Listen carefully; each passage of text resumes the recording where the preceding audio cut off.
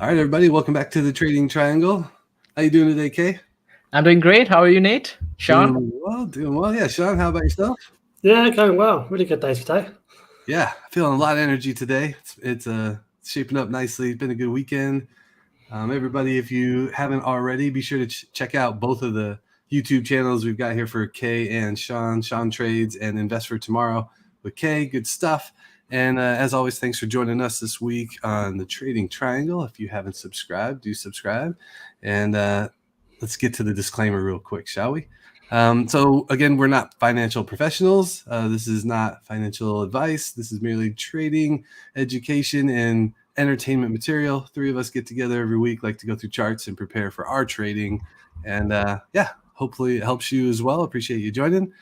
And crazy week, not a lot of green last week. Should we jump into some of the numbers? Let's do it. Absolutely, yeah. All right, yeah, let's take a look. The overview here, the S&P 500, I think that's a lot of red. A lot of red? Yes, it's a lot of red. Compared to what we had last week and the week before, we were a lot green with barring few reds. And let's be honest, I think the last 2 days of trading, or you can say Friday, is the day that actually pulled everything back. Yeah, it really was the end of the week that closed out poorly. Exactly. To run through the numbers for the week real quick, S&P was down just a little over 2%. Dow was down 1%. NASDAQ was down 2.85, so the big loser on the week, but big winner on the year still, up 32.89% on the year. Russell 2K was down over 1% as well, 1.22. And we mentioned, or we'll get to the VIX, I should say. We were talking about earlier, guys, about the VIX spiking. So we'll look at that here in the next chart. Bitcoin was flat. It's holding 39K. So if you're trading any of the Bitcoin related stocks, that 39,000 number is what you're watching these days. Still up massively on the year, 74 or 75%, but flat lately. So I think everybody's kind of anticipating what direction Bitcoin's going to take here next. Again, a lot of red, big names too, getting some pullbacks, but also I did note we got a lot of pullbacks that touched moving averages, I thought, and got some support there. So not necessarily negative news, more or less just healthy selling and a little bit of pulling back to the trend lines. I think in prior weeks I talked about allowing trend lines to come up while we trade sideways, and it looks like this time we're getting a little bit of a pullback. So we'll take a look at some charts and see what that looks like. There's that fear and greed index. I don't know. What do you think about this, Kay? I love it because we talked about it a bit earlier, like around the mid-May or end of May, we were at 66 and now we are at 69. I think we were in extreme greed for like almost 3 weeks or 4 weeks in a row. So this is a good, healthy sign that market is. You also got a downgrade from Fitch last week. So and that news was just like overblown. Nobody cared about it. Next week you have the earnings data. Sorry, not earnings data. Inflation data coming out, and Fed is going to release the meeting minutes. Generally, those two events can cause a little bit of a pullback in the market. And with the latest earnings from Apple, even though Amazon was trying to hold the market, Apple's news or poor earning, I shouldn't say poor earning. I think it was a decent earning, but everybody was expecting Apple to have like a blast of for the quarter. Yeah. Didn't happen. But perhaps you could say it was underwhelming. Underwhelming. Yes, that's right the word. I like that. That's exactly right.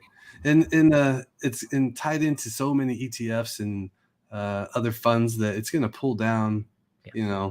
It's going to have a major effect or a magnified effect almost. So yeah. And this is actually a good opportunity for investors and traders in both respect, right? I mean, if Apple kept making long-term high, and I think we'll get into Apple once we get to the chart part, but I think this is a good opportunity. Don't consider this as something you just close down your trading app and not go there and see. So yeah, agreed.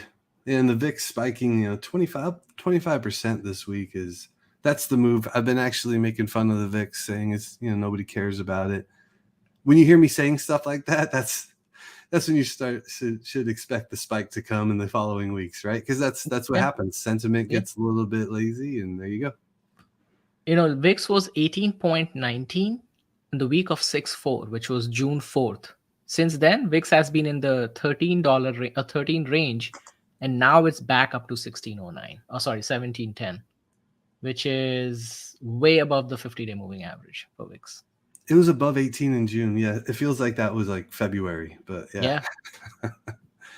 All right. Well, we do have earnings this week. None of the big market movers, right? Like the huge names, but definitely some interesting names here. I know SHAUN has one interesting. Yeah. For me, it's Palantir. Obviously, tomorrow night after close, so I'll be watching a specific live stream. Coverage quite good. But yeah, I'm looking forward to that one. But I'm also looking forward to kind of EVs as well. So you've got Lucid, Rivian, Plug is kind of in that kind of area as well. So I'm looking forward to what they can kind of do, what numbers they can provide. Some might say probably not great, but yeah, I'm looking forward to seeing what happens there. SHAUN, how about Li Auto? You also have Li Auto. That's also Chinese. Oh, do we? Yeah, we have Li Auto before Tuesday open. Oh, yeah. Tuesday open. So yeah, another one. Yeah, great. That'd be nicely related to NIO as well. So see if they can post some good numbers. Give me an insight into the Chinese market. What are your thoughts on earnings this week, Kay? I don't have much going on this week. None of these stocks I personally follow much. I mean, there's AMC for the meme stock lovers, but it has been underwhelming for more than a year now. Maybe watch Disney, maybe Roblox, and I think the big one is from Alibaba on Thursday. There you go. Yeah, I'm glad you got there. That's definitely high on my list. I see kind of nice setup with Baba. I wrote about it for the Trader Nate community and trading community, and it's got a really nice setup, making higher highs and higher lows.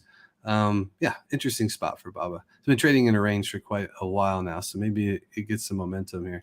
But other names this week I'm looking at, I mean, Palantir, you mentioned, SHAUN, and all of the EV names with Lucid on Monday in particular. Skyworks is I'm looking at semiconductors a lot these days, so I'm curious if Skyworks is going to go follow suit with the other names recently and underwhelm with guidance. But we'll see. We saw a lot of that in the cloud security names recently. I think I think you talked about Skyworks. So Skyworks is a major supplier for Apple, right? So if Apple's demand goes down, that could also impact Skyworks as well. So keep that in mind, I guess. Yeah, no, I agree. And then with respect to sales and retail, I like Capri Holdings to see how it performs for the high-end retail crowd and see how that's holding up. So just a side note there. But yeah, you mentioned Disney. I've got the Trade Desk and Plug also noted there, and Win on Wednesday. I think Wednesday after hours is going to be pretty interesting, actually. A lot of names. And you've got Marathon Digital as well. I'm sorry? Mara is reporting on Tuesday after close. Is that Tuesday? Yeah, I just checked it on Yahoo Finance, and it is that. Yeah, there it is. Oh, I mean, I one of your favorites. That one. Yeah, that is a top favorite. I had DraftKings last week, and I was so excited about that. I completely forgot about Marathon this week.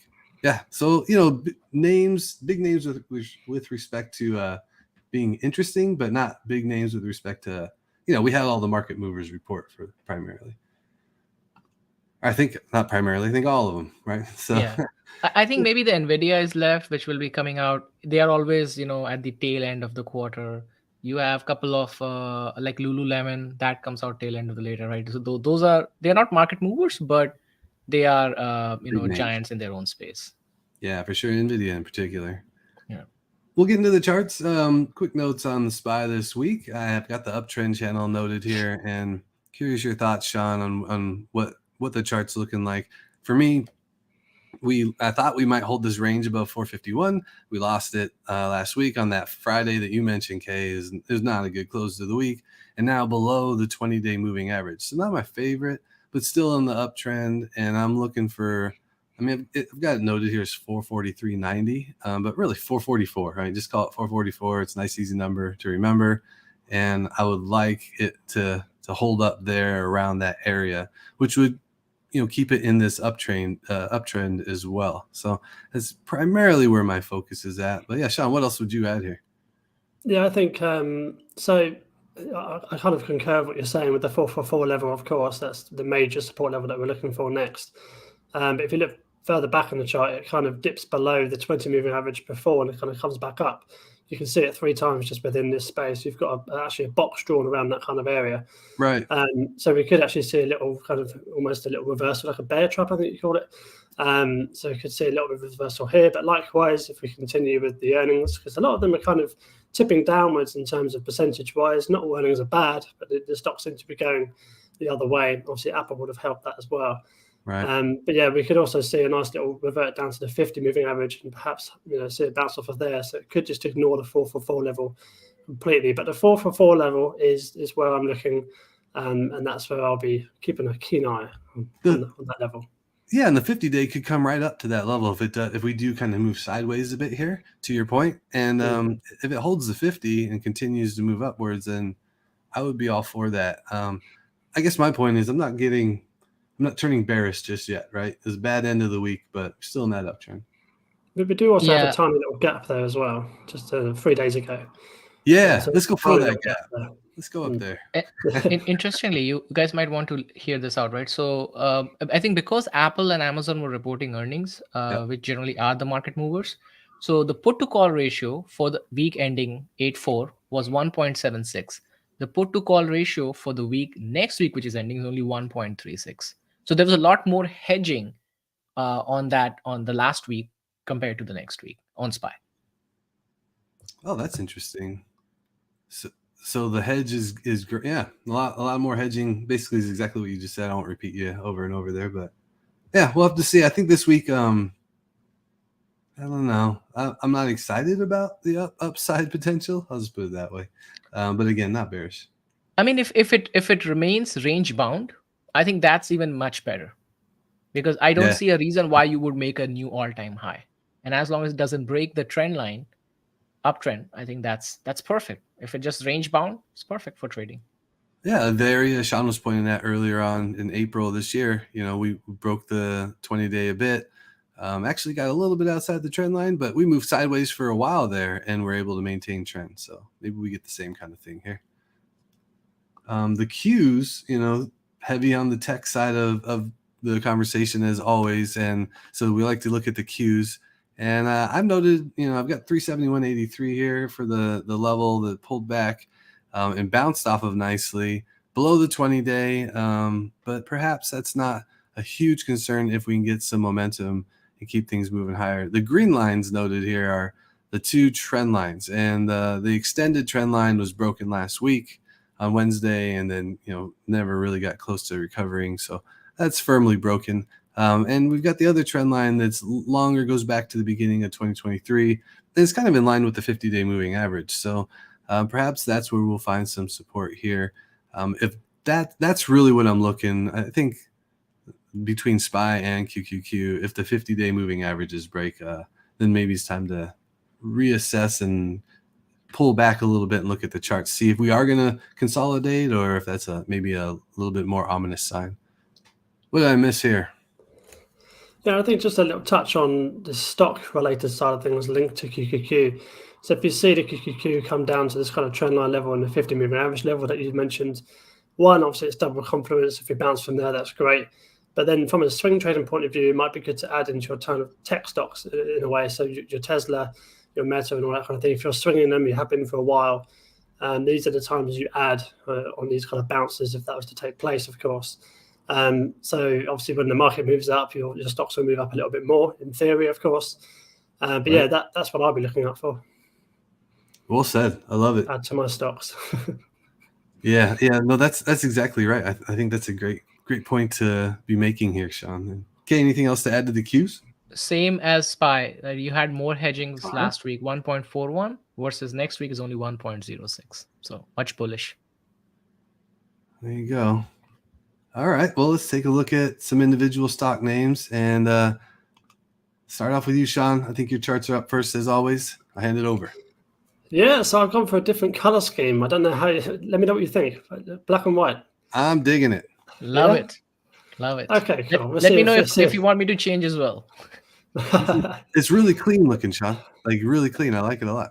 Awesome, thank you very much. Let me know in the chat, guys, if you like this kind of layout. I really appreciate it. I'm keeping it regardless. So yeah, but yeah, let me know if you do like it. Let us Anyway. know your opinion on Sean's charts. I want to pile on the pressure if you don't like it, but because he's going to keep it anyways, right? Well, yeah. If there's too much pressure, I'll have to buckle, but no, I probably won't. But yeah, anyway, so this is the Neo chart, of course, and you can see immediately that little bit of text at the bottom there. And this is probably my main point on the chart today, and that is it's happening. The 50 moving average is moving through the 200 moving average, which is the blue line moving through the red line, basically.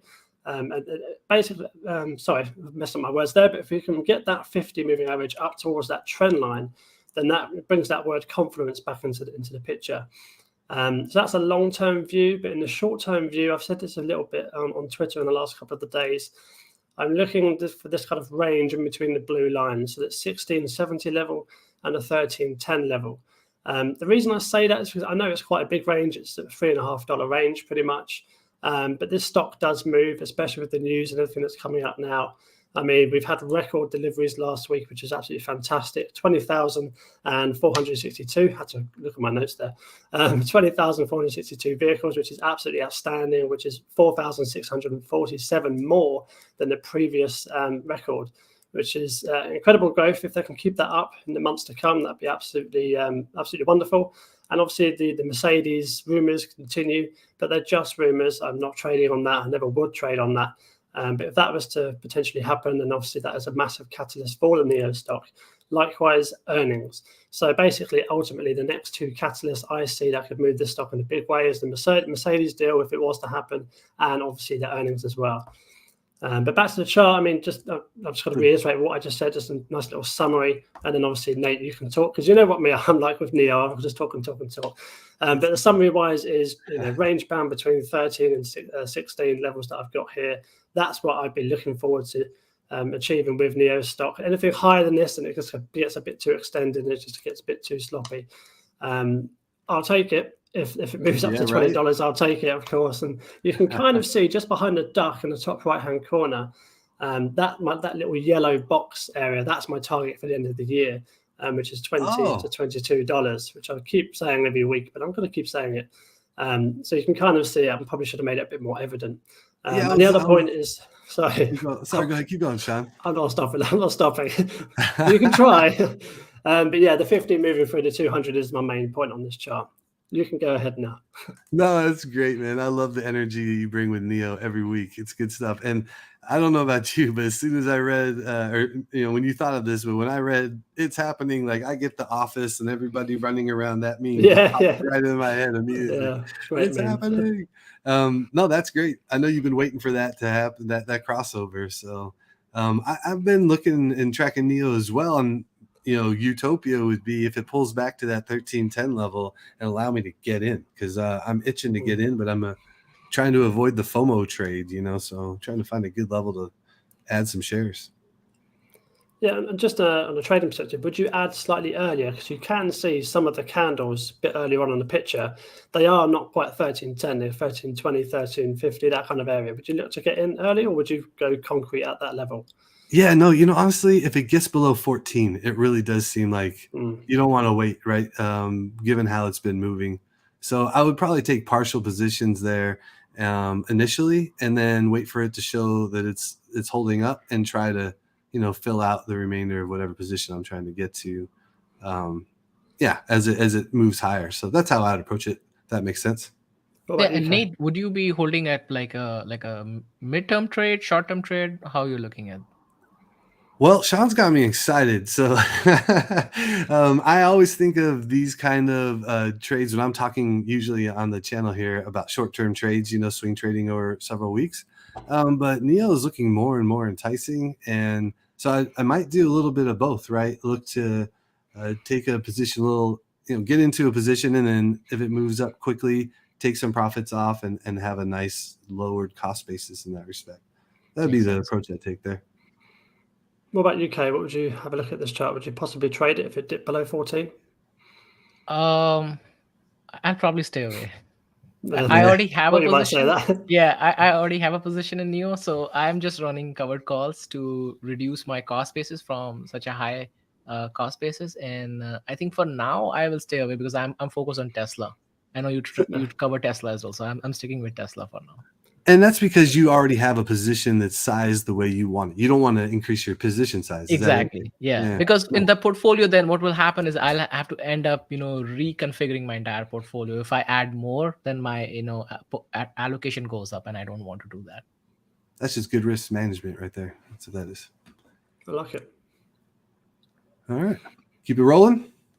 Awesome. Yeah. So this is Palantir. Obviously, we report earnings tomorrow after close on the Monday, and I've overlaid the 1 week on top of the 1 day here. The reason I've done that is just to have a bit of perspective, really. You can see on the daily, we're kind of retreating back down to that kind of 20 moving average line, which has just peaked above that $17 line, which was so hard to get through in recent weeks. So if we can see a little bit of a bounce there, fantastic. But I don't really want to talk about that because earnings is tomorrow. It's got to go up 10%, 15%, 20%, or it's got to go down 10%, 15%, 20%. That's just what Palantir does on earnings. So I'm not going to talk anything about the near term because anything can happen. But just looking at the larger time frame, we can see on the weekly, a big topping tail last week, big rejection off of that 20 moving average. You can see the sellers came in the later part of the week, as did many stocks obviously saw that. So that kind of ties in with that. But generally, you can see the 20 moving average there on the weekly, kind of the 1250 level, where that pink line is. Now, if we can get that 20 moving average above 1350, that goes back. That line goes back into the past and a very good support / resistance line. So if we can get that 20 moving weekly average up above that 1350, that would be great long term for the stock. But yeah, I mean, it all depends on earnings. Generally, we're looking up for kind of customer growth, revenue growth, and see what Alex Karp talks about on AAPL platform, because he spoke a lot about it in the last earnings call about the kind of traction it's getting, the kind of talk around it, basically the hype around it, how good it is. So it'd be interesting to see if that has kind of developed into customers. But that's what I'll be looking out for in the earnings call tomorrow. Yeah, that earnings you mentioned, being patient and being smart around trading around earnings. So let's just talk through, like, if you don't mind, because I'm curious your thoughts here, Sean. It wasn't long ago we were talking about Palantir at 8, and here we are at 18, right? It's crazy. Exactly. So great run, but let's say we get the 10%. And I'm just going to use the nice easy math since we have to do public math here. And we're at 18. You drop that 10%. You're still above 16, right?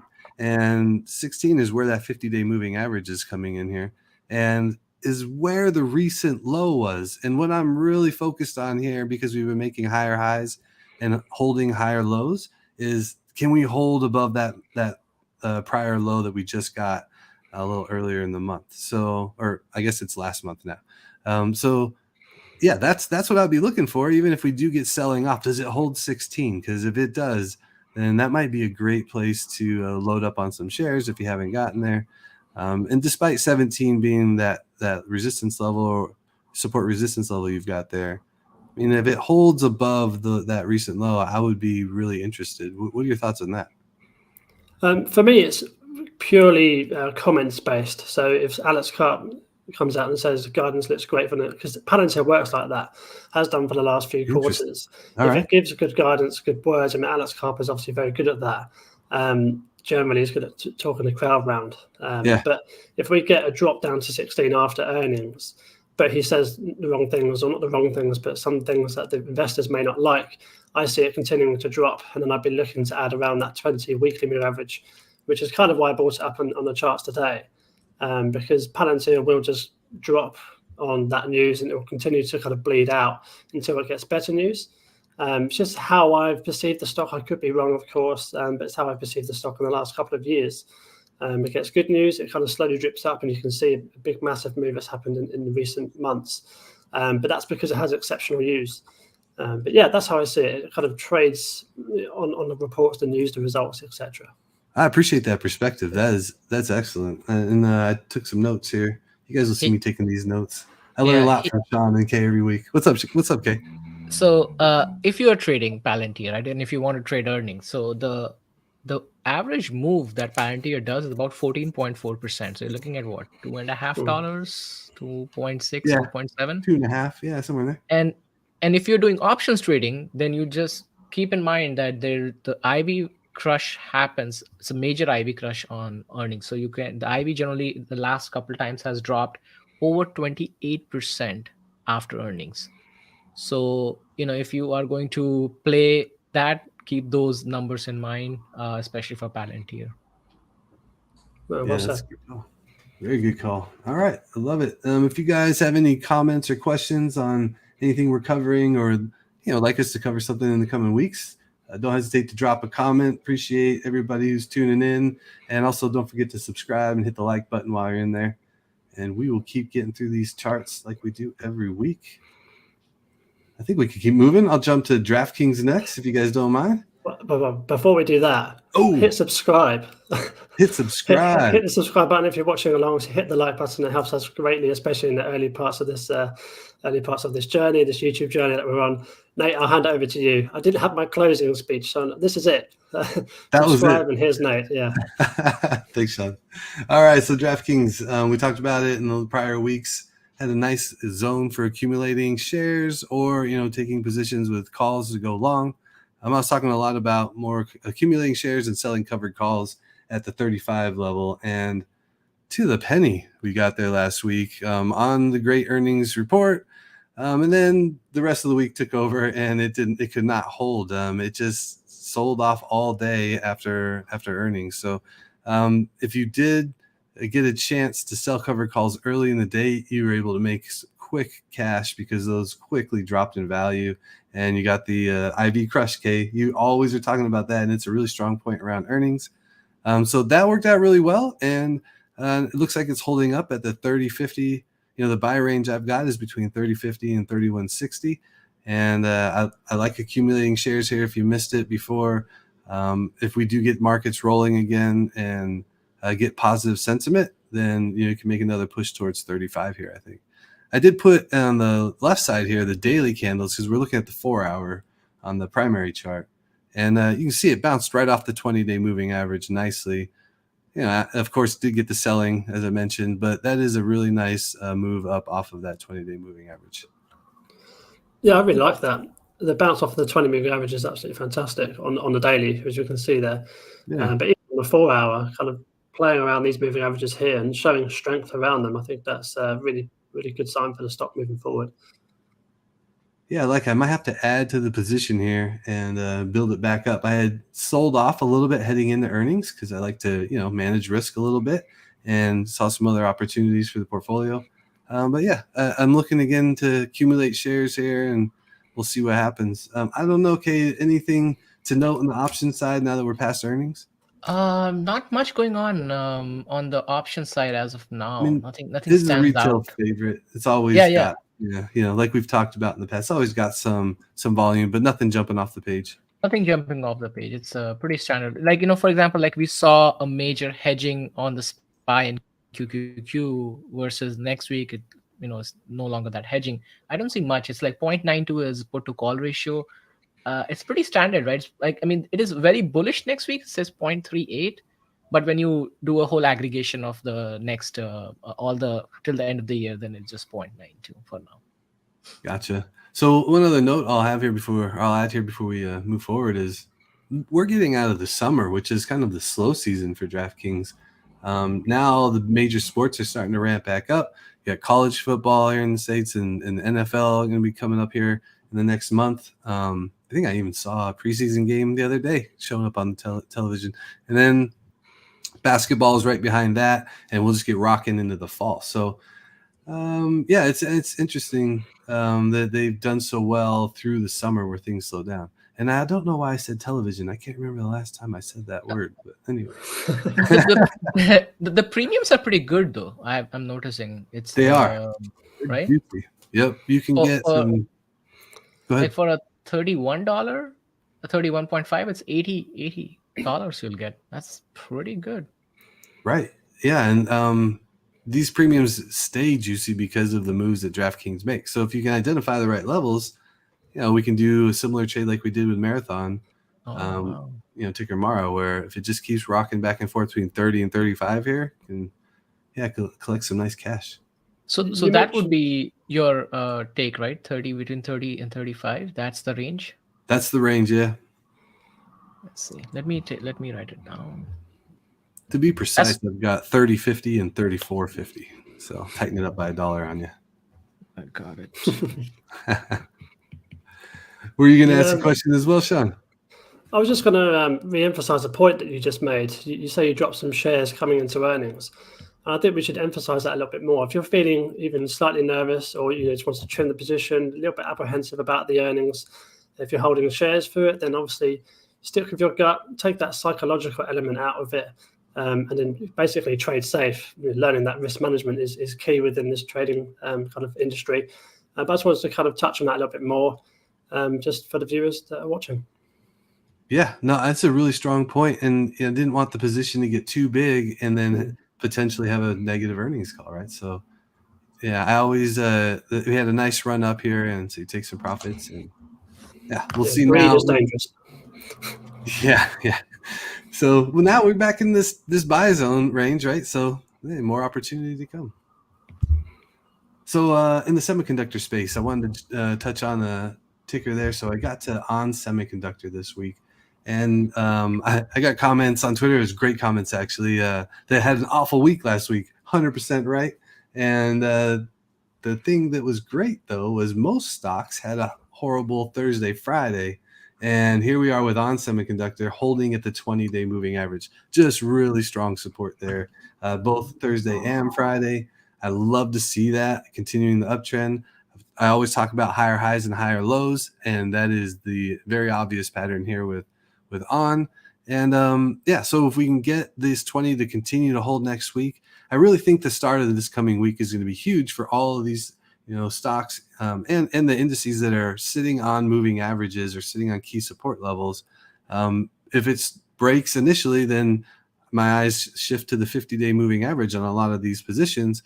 And if it's holding the 20-day and it moves up higher, then I'm starting to look at the next levels of resistance. So for On, I've got 104.88, need to break through that, and then it's off to the recent high of 111.35. That's what I'd be looking for.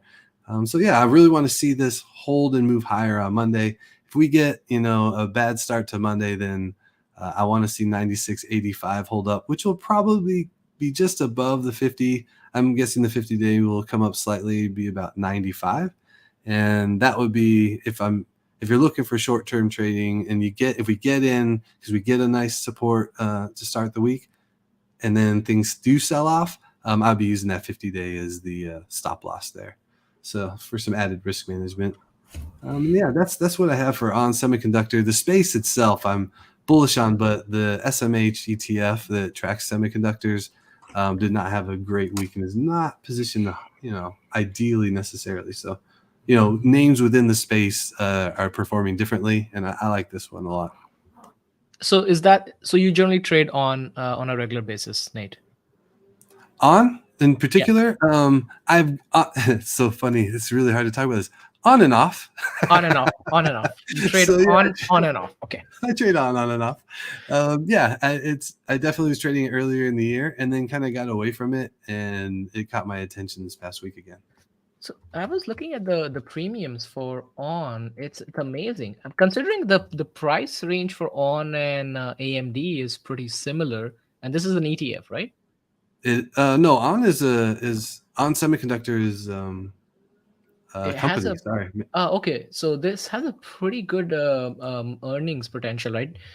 For 103, you are getting almost $175 as premium. Yeah, it has some really nice premiums. I think it's the implied volatility is usually pretty high for On. And just to give you an idea of what they work with, and I'm not, an expert in the semiconductor space by any stretch, but they're basically into sensors as well as power solutions, and I think it's tied largely to the EV segment. As cars go, so will On, if I'm not mistaken. So yep, that's all I've got on this week, but it's one of my favorites as far as this chart setup. I mean, it looks really nice here, holding that 20-day. Anything you guys would add to this chart? Yeah, I think for me, I mean, you mentioned at the beginning, lots of stocks are kind of hitting at their kind of moving averages, their support lines and stuff. If you are kind of thinking, where do I even look? Just sit on the sidelines and just wait for all your trading rules to kind of come together. I keep coming up with these psychological lessons. I'm not meaning to do it on purpose. It's just kind of things I'm pointing out as you run through the charts. But this is one of them. So on is obviously we're sat on the 20-minute average. You can see it's touched there 4, 5, 6 times in the last couple of months. And stereotypically, this would be a great time to get in. But if you're doubting yourself, then maybe just sit the next few days out, get the confidence back, and then have another look. I like it. Yeah, that's a great approach, Sean. I think you made a good point, Sean, right? So it has bounced so many times from this moving average, right? And I think if you want to, get into on, I think might as well for the confirmation at this, let the bounce happen and then you can get in. That will still give you a decent room to run. Yeah, I agree. And you could maybe trade for a breakout trade rather than a moving average bounce trade. Yeah, I would like to get it back above 104.88. That would be a really nice sign there. Key level, yeah. All right. Well, let's keep it rolling. And Kay, let's get to your charts. And this is my favorite one of the week by far. This is like, yes, this is the. You warned us. It's going one way or another. And if you remember, right, we talked about this the channel getting so narrow for Apple, right? I mean, there was just no way that you could just keep going in that channel. There was either going to be a breakout, which chances were looking very unlikely because it kept making newer highs. A major drop. So a couple important key points that I have written here is the hardware sales were down. The services are up, but keep in mind the Apple is driven by iPhones largely. That's the biggest chunk of their revenue that comes in from. September performance, which is going to be the Q3, is going to be very similar to the Q2 performance. That's the outlook. There is still a buy rating from all the Wall Street analysts because they're all defending Apple, which makes sense. I think personally for me, I would want to see 186 as the first support because 186 is your 50-day moving average. Is that the one? Or did I get it wrong? 2050. What is that green line? Yeah, no, you are. Yeah, it's 50. So so that's a 50, right? So that is the first moving average that I want to see. I want to see if it can bounce back or it continues to slide down. And then finally, I have been able to draw the Fibonacci, which I had removed from Apple because it kept making a new high. Didn't make any sense. So I think my next will be 180 is my next watch point. I'm still on the hold. I'm not buying. But if Apple pulls back in the 169, 170 range, that's when I may start adding more to my position from a long-term standpoint. The put to call ratio actually has gone up. It was 0.86 last week, so very bullish. When we were going into the earnings, it was bullish. It has gone up slightly to 0.9, so it's a little bit of a bearish sign right there. And there are 11,000 put options open at 180 for next week with a delta of 36, which is highly likely it will be in the money. So yeah, that's a crazy action last week. And I like your levels, bringing the Fibonacci levels back in. And you are not the first person to tell me that they'd be really interested if we can get below 170 here with Apple again. So I think that there might be some sentiment there and a lot of people looking for those levels too, Kay. So maybe that means support. It's all anecdotal, of course. But yeah, maybe that 169.93 next is going to be a key level to hold there. Yeah. We'll see. I think from a market point of view, I think if Apple just stabilizes a little bit over the next couple of weeks in terms of price action, and have less of these kind of drops, that's a big move. I understand it was just after earnings, but if it continues to drop 1-2% over the next few days, then we could see the market really kind of freak out a little bit. On top of the things you mentioned earlier, Kay, with the minutes and the CPI report, etc. But yeah, just things to watch with Apple. I would make it basically want it to kind of travel sideways, I guess. That would be the best thing. Yeah. And maybe, Nate, might be a good idea, right? We should plot Apple with the SPY or QQQ as a chart, right? Because it kind of drags the market with it. Yeah, honestly, that's a really good idea. I mean, it's going to lead it both ways, up and down, right? Exactly. Yeah, good Yeah, call. we saw that Friday, didn't we? So no trading ideas over here with Apple right now. I think it's a wait and watch to see Apple, because it will also direct the market. And barring that there is no more market movers in the upcoming earnings, yes, you have Palantir, yes, you have these other stocks, but they are not market movers. No. They move within themselves, but they can't move the market like Apple, Amazon. And even Amazon came pretty well. It was a surprise from their advertising revenue, but Apple has a bigger chunk in the market. They will drag the market down.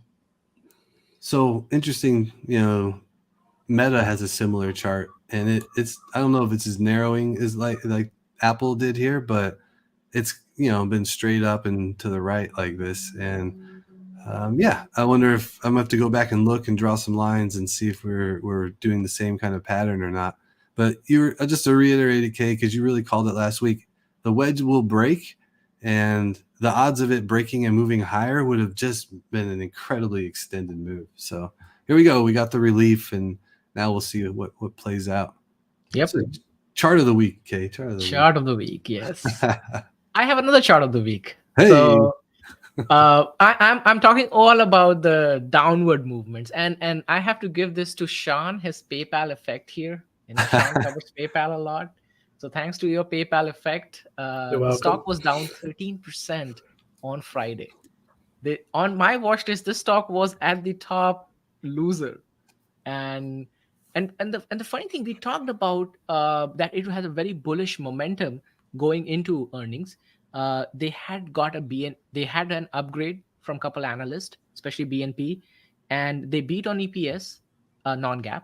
GAAP, it was a miss, but they beat on revenue, top line, bottom line, non-GAAP, and it was a decent earnings. Put to call is still 0.66, so still very bullish. But I think because of the PayPal effect, the stock really dipped below all the moving averages right now. It broke the trend line that was on, it's not on the chart here, but if you drew that trend line, it broke exactly right clean below it, right? Yep. And might even have moved up to test it when it moved back up to that roughly 70 level. But yeah, that is just a brutal chart last week for Block. Are you looking at? Yes. So you were saying it was on your watch list. Were you hoping for this? Are you looking not necessarily this, but were you looking for this pullback? I was actually hoping I would get a pullback. I wasn't expecting a 13% pullback, because I was hoping for the range of 75. So if it bounces off 75, if you noticed that a couple of weeks ago it was bouncing off, I was looking of getting in and doing a short-term trade on this one. So mostly from an option standpoint, get in on a weekly basis and get out, and range bound from 75 to 80. But I didn't expect this major pullback. So this also gives a good opportunity to get back in, because the 55 was the low from, I think, mid-May. I don't expect the stock to move that lower, but anything can happen. But I think it's a good way. The premiums have gone up because of it. So next week, definitely I'm getting into the Square trade. Interesting. So I've got a question for you, for the viewers mainly, I guess. What do you reckon the difference between PayPal and Square is? How do they differ, and basically give people a reason to look at the stock, maybe moving forward in the coming months? Yeah, so I think the biggest difference that I would say, both are payment. They both have payment options. Square actually also is a hardware company, right? So they also deal with merchants, small to medium sized merchants. You have those point of sale devices that they also sell. That's one thing. They also have Cash App, which acts like I guess a mini bank, a trading portal where you can send cash to each other. You can trade from there. So it has a little bit more diverse products and services. I'm more than actually happy to. I'll actually, you know what, SHAUN? I'm going to answer that question. I'll make a video out of it on the Square and PayPal, difference between the products and services. So that would be something that we can also, the audience can take a look at it. But it has much more broader products and services compared to PayPal as of now. Oh, nice. Yeah. Cool. Tune in for that. Kay will break it down. Looking forward to that, Kay. The link to his channel is a wonderful channel, by the way. The link is down below in the description, so go check it out. I've made it all nice and easy and laid it out nicely for us. You could not have made it any easier. There's lots of great links down there. Be sure to check it out, guys. And yeah, also be sure to subscribe to the channel while you're in here and give a like. Appreciate everybody supporting and giving the subscribes and the likes. Hate to beat that dead horse, but at the same time, it helps us get us out there to tons of viewers. And if you're enjoying it and get other folks into the mix and get more requests and cover more charts, it's all good stuff. But absolutely, yeah. Great week, you guys. One thing that I wanted to comment on, it's something that I've been thinking about often as markets kind of got a little bit timid last week towards the end of the week, is I'm a technical trader. I'm always looking at the charts and waiting for trend lines to break and what have you. And so something to keep in mind, something that said to me a long time ago that I think about is you'll always be you'll be late when the trend turns. So I trade with the trend, and the trend's to the upside. And when it turns, I will get a lot of trades wrong at that point in time because I'm going to remain bullish and be trading for the upside. But once it's confirmed and the trend breaks and it's time to trade to the downside, that is when you reassess and can start looking at taking either, taking a break or trading to the downside and looking for opportunities to buy for, a potential longer term positions. But again, the point that I'm trying to make is, as a technical trader, you're going to be when markets turn, you're going to be on the wrong side of the trade for a brief moment, and just expect that. It's all part of the process. Yep. Sean, have you experienced the same kind of thing with respect to when markets turn? It's you're trading and then you find yourself on the wrong side of it. It takes a minute before you get back on trend. Yeah, exactly right. And I think the way that I deal with it is literally just to sit out. Just take a few days off, just collect the thoughts and kind of look at charts objectively. Don't think about trading, just keep up with it that way. But I just basically won't trade for a few days, and that's how I manage my risk and psychology, I guess, from that point of view. Yeah, that's smart, and no need to let all the excitement or the concerns, take over. Just take a break and see what happens. How about you, Kay? How do you feel on those spots? When we're right here. We could be just breathing for a bit and then continuing higher, or we could get that reversal. Yeah, I think especially if you're trading, I think sometimes it's just, as you guys just pointed out, just take a break. And for me, I think I like to see the trend reversal before, because I'm not into breakout trading. So I do range bound trading. So I like the confirmation before I get into a trade, especially from an option standpoint. And I think, you would rather miss a trade. I would rather miss a trade than get a loss on a trade. 100%. I would prefer that. Yeah. You got to be able to sit out and watch the big trades happen and not, jump into the FOMO trade afterwards, because it's a surefire way to lose money quickly. Yeah, and there is always a trade to make. Trust me. Always. There's always another opportunity. Like you just gave me an example. So like we have been trading Intel for a while, right? So Intel is in the $30 range, right? If you do Intel options trading, or cash secured put, you'll probably generate 0.5, 0.6% return on the week. On DraftKings, you're putting the same investment, you'll get 2.5%. So you just have to change your perspective. It's not the same ticker. Some tickers will run for a few weeks and then switch to the different ticker. Move on. There's always opportunities, always. Sean, were you going to add something else as well? No, I was literally going to say that. The market is always got to be there. So there you go. 3 of us agree. There's always going to be opportunities. Don't jump in the FOMO trades. Be smart. And then, stick with the trend. We continue to say that week in and week out. Hopefully everybody's having a good time following. Thanks again for tuning in this week. And be sure to subscribe and hit the like button. And, we'll be back again next week and keep trading throughout this one. And hopefully it's to the upside. You guys ready for more upside? I'm ready. I'm always ready. Yeah, me too. Let's hope for it. And have a good week out there, safe week, and good luck trading, everybody. See you next week. Take care, everyone. Bye-bye.